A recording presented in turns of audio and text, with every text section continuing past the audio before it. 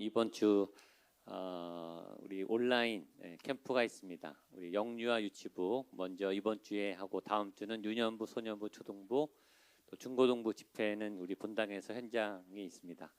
처음으로 해보는 온라인 캠프지만 우리 유튜브를 통해 하나님의 말씀이 흘러가고 유튜브를 통해 영상을 통해 온라인을 통해 인터넷을 통해 하나님의 생명이 흘러가서 우리 아이들이 변화되고 깨지고 또 재미있어하고 또 예수님을 만나고 또 우리 선생님들이 우리 교육자분들이 기도하고 준비했던 그 많은 일들이 잘 전달되어질 수 있도록 기도해 주시고 또 이 여름에 새로운 뜨거운 이 차세대 부흥의 역사가 나타나게 될 수 있도록 여러분 기도해 주시기를 부탁드리겠습니다.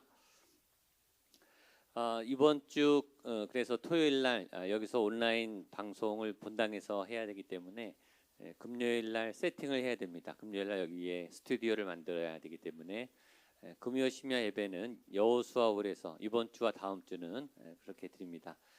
예배 오시는 분들 기억하셔서 우리 1층에서 안내해 드릴 테니까 이번 주하고 다음 주 금요일은 여호수아홀로 오시면 거기서 우리 기도회 하겠습니다. 기억해 주시고 휴가 시즌인데 장마가 와서 비구경하고 오셔도 그래도 휴가는 휴가니까 휴가 다녀오시는 분들 건강하게 안전하게 또 행복하게 평안하게 잘 건강하게 다녀오셔서 또 복귀하셔서 하반기 열심히 달려가실 수 있게 되기를 바랍니다. 방역 규제가 완화돼서 저희 수요일 날 그동안에 이제 조용히 기도했었는데 다시 부르짖어서 기도하고 통성으로 기도하고 또 마스크가 젖도록 마스크 쓰고 찬양하고 기도하는 거 불편한 거 알지만 그래도 그렇게라도 우리가 부르짖고 찬양할 수 있는 것은 얼마나 다행인지 모여서 함께 예배할 수 있는 것은 다행입니다. 마스크 벗을 날이 빨리 오겠죠. 그러나 마스크 쓰고도 우리가 부르짖고 소리를 내고 하나님께 찬양하고 또 기도하는 그런 시간 이제 수요일 날 가지려 하고 주일 날 한번 성령 집회를 좀 하면 어떨까? 주일 오전에 오전 예배를 우리가 성령 집회 따로 이렇게 해야 되는데 하도 오래돼서 갈급한 분들이 많은데 주일 예배 때 우리 성령 집회로 기도회 하면 어떨까? 그런 기도로 준비하고 있습니다. 여러분들 기도해 주시고 또 저희가 때가 되면 또 마음껏 기도하고 뛰고 찬양하고 또 무릎 꿇어 기도할 수 있는 그런 시간이 빨리 올 줄로 압니다. 오늘 말씀은 시편 55편 이 뒤쪽에 있는 부분의 말씀입니다. 제가 늘 자주 얘기하지만 제일 좋은 예배는 어떤 예배다? 제일 좋은 예배는 나를 잊어버리는 예배예요. 내 고통도 내 아픔도 내 고민도 내 무거운 짐도 내 기도 제목도 내가 당한 현실의 문제도 하나님한테 빠져서 예배의 임재에 들어가서 하나님 앞에 너무 황홀해서 하나님의 임재가 너무 강해서 하나님의 빛된 광채에 내 모든 게 다 사라져서 보이지 않아서 내가 없어지는 예배, 나를 잊어버리는 예배, 내 즐거움도 내 계획도 내 고민도 무거운 짐도 예배 가운데 사라지는 예배. 그러다가 문제가 해결돼요. 그러다가 치료가 일어나요. 그러다가 하나님께서 길을 열어주시죠. 새 길이 열리고 좋은 예배는 나를 잊어버리는 예배, 좋은 예배는 나를 뛰어넘는 예배. 내 안에 하나님의 힘이 나타나서 내 안에 나도 몰랐던 지혜와 생각과 능력과 힘과 방법과 아이디어와 그런 통찰력과 어떤 영적인 에너지가 부어지는 영적인 힘이 부어지는 예배, 나를 넘어서는 예배, 좋은 예배예요.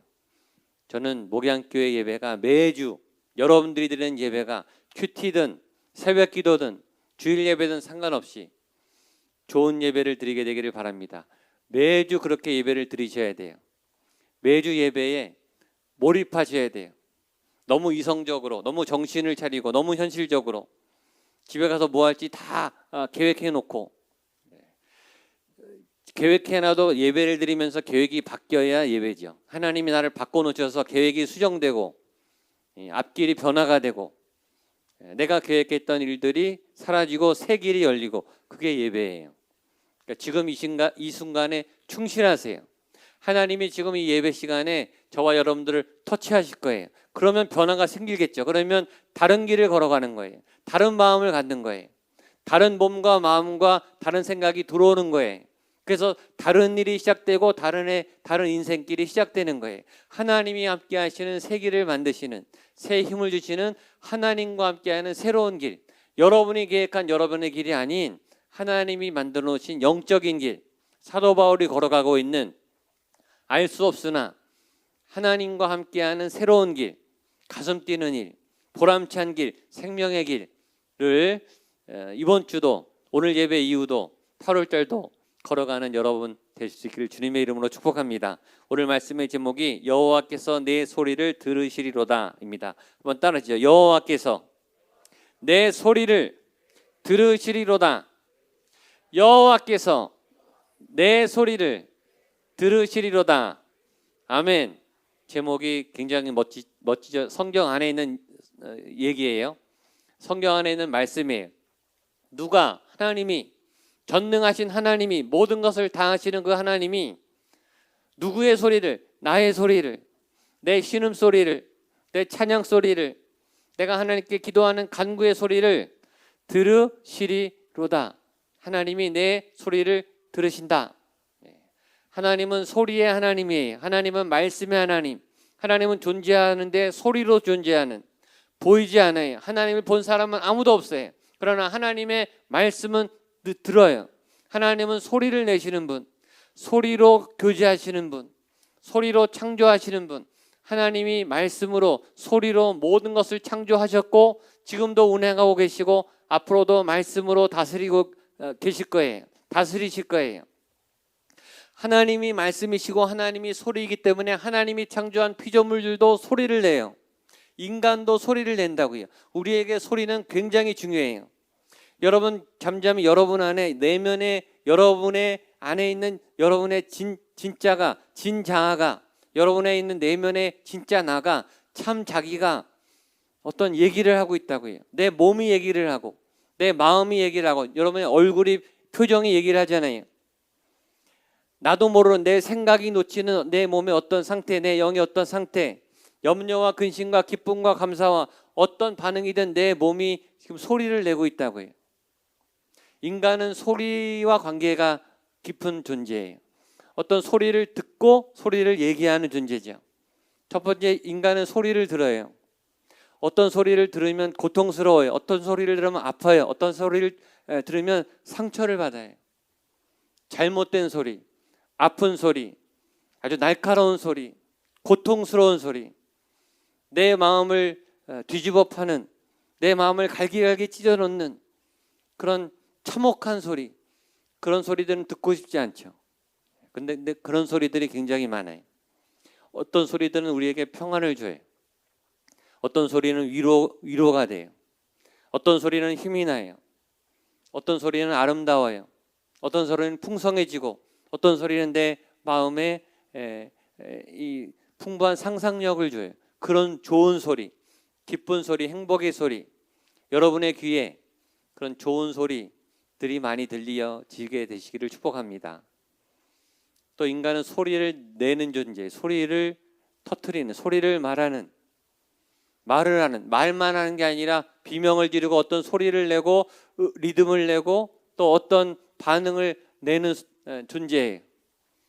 내 속에 내 아들의 소리가 꽉 막혀 있는 사람, 내 속에 소리는 많은데 이거를 터뜨려서 이거를 소리를 내야 되는데 내지 못하는 사람, 말하지 못하는 사람, 표현하지 못하는 사람은 이게 가슴이 터져서 힘들어요.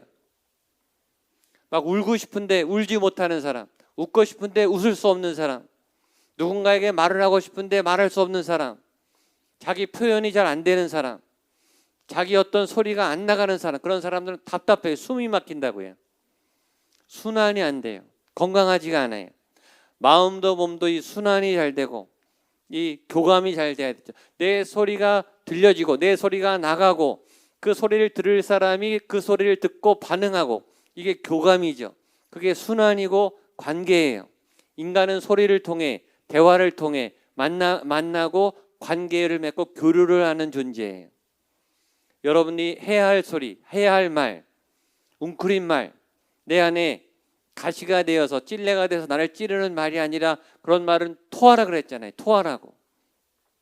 이 소리를 예배 입장에서 보면 예배란 소리를 내는 일이고 소리를 듣는 일이에요. 하나님의 소리를 듣고 하나님께 소리를 내는 시간이 여러분의 소리를 앞에서 설교를 듣는 게 아니고 하나님의 소리를 듣는 거예요. 내 안에 있는 내 영의 소리, 내 안에 고통의 소리, 내 안에 고민의 응어리의 소리. 예배 시간에 딴 거 하지 말고 그거를 하나님께 이렇게 소리를 내셔야 돼요. 소리 내야 될 시간에, 찬양해야 될 시간에, 기도해야 될 시간에 내 안에 내 이 응어리 안에 있는 내 깊은 마음 안에 있는 이 소리를 터뜨려서 소리를 내야 돼요. 그게 예배예요. 그리고 소리를 들어야 돼요. 어떤 소리를 들어야 돼요. 나를 깨우는, 나를 정신 차리게 하는, 나에게 깨달음을 주는, 나에게 위로를 주는 하나님의 아주 선하신, 하나님의 아름다운, 또 하나님의 강력한 에너지 덩어리 같은 그런 힘과 능력의 소리가 예배 때 들려진다고요. 그걸 듣는 게 예배예요. 전 여러분들이 그 하나님의 소리를 듣고 그 하나님께 소리를 말하는 그런 예배자가 될 수 있기를 주님의 이름으로 축복합니다. 시편 55편은 이 앞부분은 저희가 3주 전에 했는데 다윗이 압살롬 자기 자녀에게 배신을 당해서 쓴 시예요. 배신이라고 하는 것은 우리가 결코 겪고 싶지 않은, 우리에게 가장 아픔을 주는 하나의 큰 상처이죠. 우리가 살면서 배신당한 일이 생겨요. 모르는 사람에게도, 전혀 낯선 사람에게도, 또 가까운 사람에게도. 모르는 사람에게 배신당해도 상처가 커요. 난데없이 모르는 사람이 엉뚱한 일을 통해서 갑자기 나에게 상처를 주고 나를 배신하고 나를 모욕하고 나를 경멸하고 내 삶에 난도질을 하고 떠나면 그것도 상처가 커요. 그러나 그 상처보다 더 깊은 상처는 가까운 사람, 믿었던 사람, 잘 알던 사람, 내 편이라고 생각했던 사람, 나의 친구, 나의 가족, 지금 다윗에게 압살롬, 가장 사랑했던 아들, 가장 기대했던 아들로부터 배신을 당했을 때 상처는 크죠. 가깝고 믿었고 친했고 옆에 있었던 사람에게 받은 상처가 더 크죠. 우리는 모두 부모님에게 깊은 상처가 있어요. 우리는 또 배우자들에게 대한 실망과 배신이 있어요. 인간이 약하기 때문에 잘하려고 노력하는데도 상처가 되죠. 그렇게 모든 걸 쏟았던 자녀들이 배신할 때가 있어요. 섭섭하게 할 때가 있죠. 내가 사랑을 많이 쏟은 사람일수록, 내가 기대를 많이 했던 사람일수록, 내가 굉장히 가깝고 친하다고 여겼던 사람일수록 배신을 통한 상처는 크겠죠. 오늘 다윗의 그런 큰 상처, 그가 그 상처를 가지고 기도하는 그 기도 시편입니다. C.S. 루이스 아시죠? 그분이 이런 말을 했습니다. 고난은 하나님의 확성기다. 한번 따라하시죠. 고난은 하나님의 확성기다. 이해가 되십니까? 무슨 말일까요? 고난을 당하면 하나님이 확성기를 대고 말하는 것처럼 하나님의 말씀이 어떻게 들린다고요? 크게 들린다는 소리예요. 고난당하면 내 마음이 가난해지고 내가 바닥에 처박히고 내가 힘들어지고 아프고 그러면 말씀이 잘 들어와요. 마음이 가난해졌기 때문에. 하는 말씀마다 내 말씀인 것 같아요. 성경에 있는 구절구절이 다 나를 향한 말씀인 것 같아요. 다 맞아요. 다 옳아요. 부르는 찬송마다 다 가슴에 꽂혀요. 내가 아플 때, 힘들 때, 낮아질 때, 가난할 때, 고난이 나를 넘어뜨려서 내가 힘들 때 말씀을 들으면 말씀이 잘 들어와요. 그래서 때로 고난이 굉장히 기회가 돼요. 내가 놓쳤던 말씀을 잘 들을 수 있는, 이 찬양의 가사가 이런 고백이 담겼구나, 이런 눈물과 아픔의 고백이 담긴 찬양이구나, 그게 막 느껴지고 성경이 말씀 한 구절 한 구절이 다 하나하나 내 가슴에 새겨지. 이게 이런 의미의 말씀이었구나, 이렇게 힘을 주는 말씀이었구나, 이렇게 위로를 주는 말씀이었구나. 그런데 고난이 오면 하나님의 말씀만 잘 들리는 게 아니라 어둠의 얘기도 잘 들려요. 불안한 얘기도 잘 들려요. 두려운 얘기도 잘 들려요. 상처를 더 쉽게 받고 마음이 약해졌기 때문에 전에는 겁이 안 났는데 작은 일에도 막 겁을 먹고, 전에 하나도 사람들이 안 무서웠는데 막 사람들이 무섭고 상황이 무섭고 하루하루 맞이하는 하루가 두렵고 막 그렇게 돼요. 두 가지가 다 같이 들리는데 오늘 다윗은 하나님의 확성기를 듣기로 결정해요. 그리고 기도하기로 결정하는 거예요. 두 가지가 다 잘 들리지만 내 마음이 약해지고 가난해지고 내 귀가 커져서 다 쏙쏙 들어오지만 고난과 어려움의 마음, 불안의 마음, 공격을 선택할 것인가, 하나님께서 내게 말씀하시는 하나님의 말씀에 귀를 기울일 것인가. 오늘 다윗은 하나님을 선택해요. 여러분도 저도 하나님을 선택하게 되는 지혜가 있게 되기를 바랍니다. 우리 16절과 17절 말씀 같이 보겠습니다. 시작. 나는 하나님께 부르짖으리니 여호와께서 나를 구원하시리로다. 저녁과 아침과 정오에 내가 근심하여 탄식하리니 여호와께서 내 소리를 들으시리로다. 아멘. 오늘 본문은 16절 17절만 봐도 끝나요. 여기서 위로가 확 와서 그냥 은혜 받으면 돼요. 이 다윗이 그 많은 정보와 그 많은 소리들과 그 많은 나를 움직이는, 나를 들썩거리게 하는 좋은 소리과 나쁜 소리들을 구별하면서 나는 하나님께 부르짖으리니, 여기에 다윗의 의지가 보이죠. 나는 하나님을 선택하고 하나님께 소리를 내겠다. 하나님께 부르짖겠다. 나는 하나님께 소리를 내겠다. 나는 하나님의 소리를 듣는데 선택을 하겠다. 나쁜 소리, 안 좋은 소리, 불길한 소리, 나를 죽일 것 같은, 망하게 할 것 같은 힘든 소리를 거부하고 듣지 않고 나는 하나님의 소리에 귀를 기울이고 하나님께 소리를 내겠다. 나는 하나님께 부르짖으리니, 그 다음에 17절 뒤에 여호와께서 내 소리를 들으시리로다. 한번 따라하시죠. 나는 하나님께 부르짖으리니. 그렇게 조용히 얘기하시면 어떻게 해요? 부르짖는데 저를 따라서 나는 하나님께 부르짖으리니, 크게 부르짖으셔야죠. 나는 하나님께 부르짖으리니 여호와께서 내 소리를 들으시리로다. 아멘. 우리 이 말씀만 붙잡으면 된다니까요. 내가 왜 소리를 내는가? 하나님이 나를 들으시기 때문에. 내가 말하면, 내가 기도하면, 내가 찬양하면 하나님이 어떻게 해요? 내 소리를 들으시죠. 아멘입니까? 허공에 대고 찬양하는 게 아니에요. 지금 옆에 사람 보라고 찬양하는 게 아니라 내 소리를 누가 들어요? 하나님이, 전능하신 하나님이, 살아있는 하나님이, 구원자 예수 그리스도가 지금 내 소리를 듣고 내 소리를 감상하시고 내 소리로 기뻐하시고 내 소리로 내 상황에 다가오신다는 거죠. 그런데 이 다윗이 17절에 보면 이렇게 말합니다. 저녁과 아침과 정오에 내가 근심하며 탄식하리니. 내가 언제 소리를 내냐 하면 저녁과 아침과 정오. 이스라엘 사람들은 저녁이 하루의 시작이에요. 아시죠?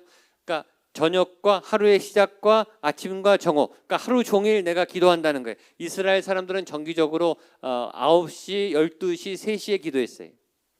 그러니까 내가 시간을 지켜서 정기적으로 매일 꾸준히 하나님께 부르짖겠다라는 얘기예요. 이 말은 뭐냐면 내가 하나님께 소리를 내는데 언제까지냐면 계속 시간을 정해서 언제까지? 여호와께서 들으실 때까지, 여호와께서 답을 주실 때까지, 여호와께서 내게 응답을 주실 때까지 나는 계속 하나님께 소리를 내겠습니다.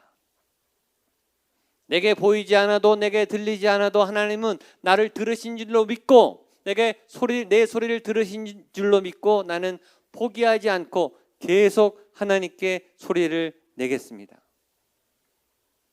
아까 말했지만 고난이 오면 하나님의 소리도 잘 들리지만 다른 이 무서운 소리도 잘 들려요.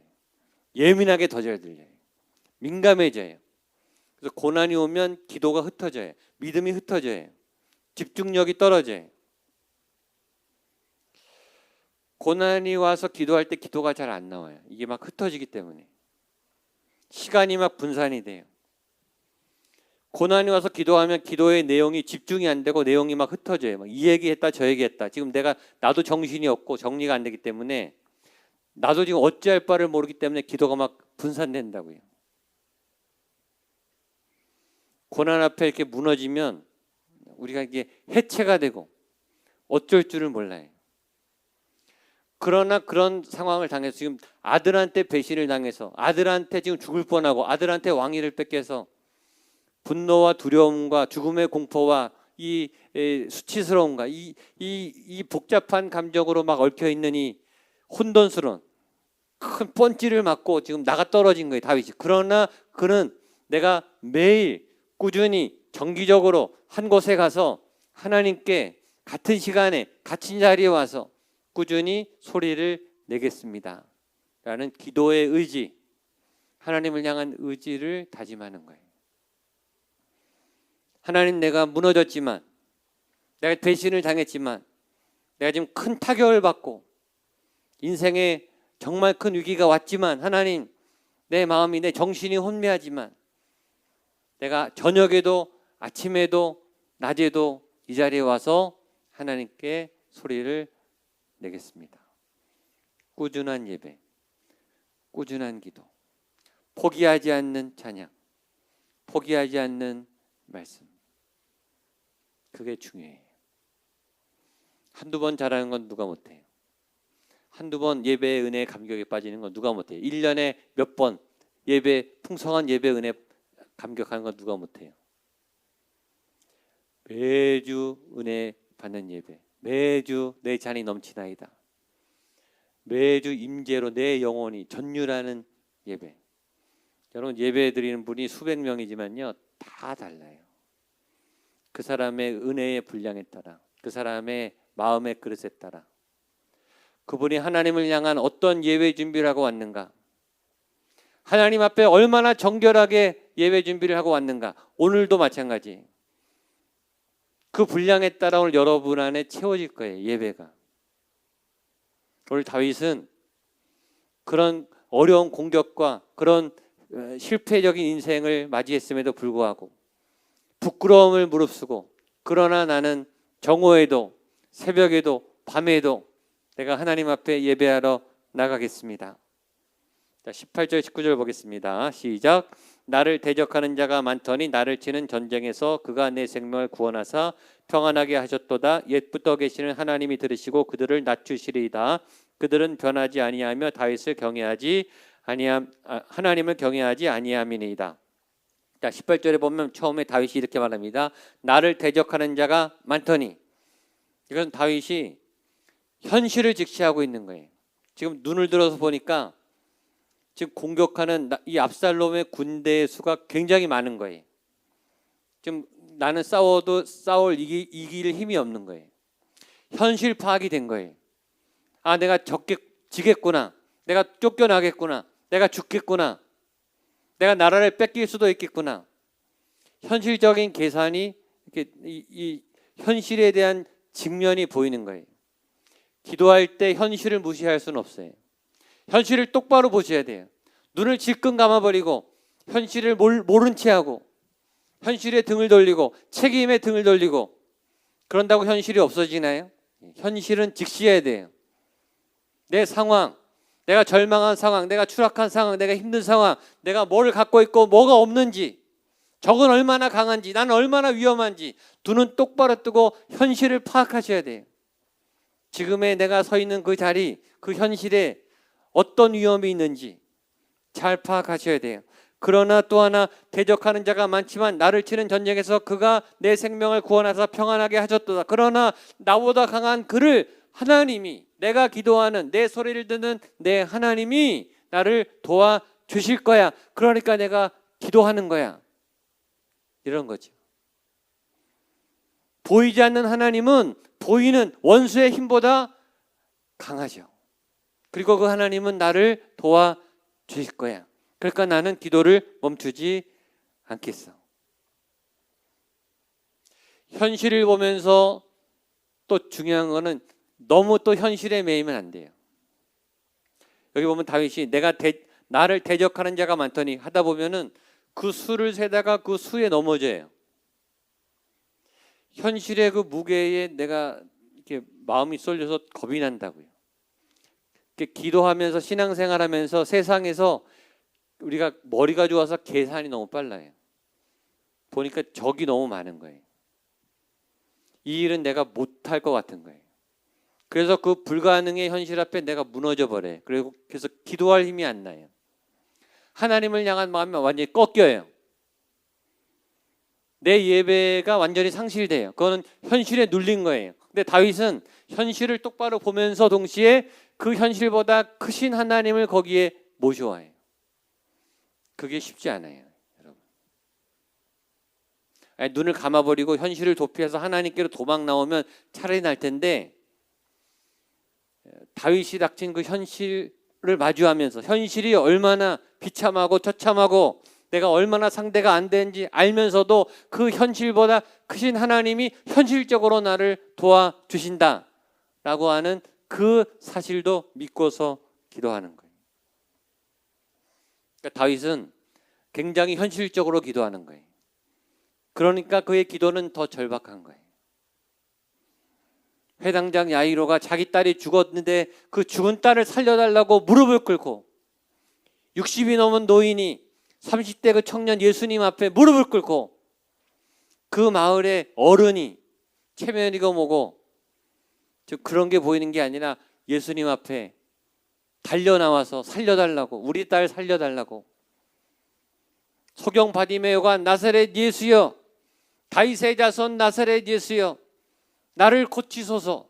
사람들이 시끄럽다, 조용히 해라, 말하건 말건. 그게 지금 보이지 않고 예수님이 고쳐주는 게 중요하다는 그런 절박함으로 지금 다윗은 현실을 똑바로 보면서도 그러나 하나님의 구원이 더 크게 나에게 임할 것을 믿으며 기도하죠. 그게 중요해요. 현실을 인정하지만 그 현실에 눌리지 않고 현실을 이길 하나님의 도움을 찾는, 그리고 그 도움을 포기하지 않는 다윗. 나는 하나님께 부르짖으리니 여호와께서 내 소리를 들으시리로다. 이런 데 고집이 있어야 돼요. 믿음의 고집. 하나님이 응답해 주지 않는 것 같아도 나 기다린다. 응답 주실 때까지 내가 기다린다. 그때까지 버틴다. 그때까지 무너지지 않는다. 그때까지 싸운다. 그때까지 버티리라. 여호와께서 내 소리를 들으시리로다. 이미 들으셨고 하나님은 움직이시고 하나님은 나를 향해 무엇인가를 하고 계시는 중이다 라고 믿으면서 계속 기도하고 있죠. 자, 마지막 22절 말씀도 중요합니다. 22절로 23절까지 말씀 보겠습니다. 시작. 내 짐을 여호와께 맡기라. 그가 너를 붙드시고 의인의 요동함을 영원히 허락하지 아니하시리로다. 하나님이여 주께서 빠지게 하시리로다. 피를 흘리게 하며 속이는 자들은 그들의 날에 반도 살지 못할 것이나 나는 주를 의지하리이다. 아멘. 22절 내 짐을 여호와께 맡기라. 좋은 말씀이죠. 한번 따라하시죠. 내 짐을 여호와께 맡기라. 내 짐을 여호와께 맡기라. 그가 너를 붙드시고. 아멘. 너를 나로 바꾸면 돼. 내 짐을, 하나님 내 짐을 하나님께 맡깁니다. 그가 나를 붙드시고 의인의 요동함을 허락하지 아니하시려다. 내가 흔들리는 것을, 내가 무너지는 것을, 내가 당황하는 것을 하나님은 기뻐하지 않으시리로다. 나는 주를 의지할 것입니다. 악인들은요, 짐을 하나님께 안 맡겨요. 자기가 다 해요. 자기가 잘한다고 착각하니까. 자기만 믿어요. 자기 힘이 강하다고 착각하니까. 자기가 똑똑하다고 생각하니까. 그러니까 기도도 하지 않아요. 기도를 해도 대충 해요. 적당히 하고 신용만 하고. 가장 교만한 사람이에요. 예배 자리에 오지 않고 큐티하지 않고 하루에 기도 시간을 대충 하고 교만한 사람들이 기도 시간이 줄어들어요. 하나님을 의지하지 않기 때문이, 자기를 믿기 때문이, 세상을 너무 의지하기 때문이 여러분의 기도 시간이 줄어든다. 여러분 교만해지는 거예요. 겸손한 사람은 하나님을 놓칠 수가 없어요. 하나님을 놓치면 큰일 나는 걸 아는데요. 하나님 놓치면 죽는 걸 아는데 어떻게 하나님을 놓칩니까? 그리고 하나님께 짐을 맡겨요. 그가 너를 붙드시고. 저는 매일 하나님이 여러분을 붙잡으시는 경험을 하게 되기를 축복합니다. 그게 언제였는지 아득하지 않으십니까? 하나님이 나를 붙잡으시는 그 느낌, 하나님의 힘으로, 하나님의 능력으로 나를 안아주시는 그 포근함. 하나님을 만나면요, 무서울 게 없어져요. 하나님의 임재 안에 거하면 더 이상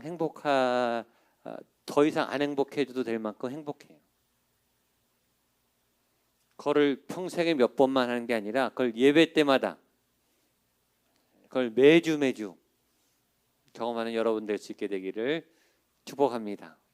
하나님께 소리를 내시고 하나님이 들으신다는 믿음으로 소리를 낼 때 여호와께서 내 소리를 들으시리로다.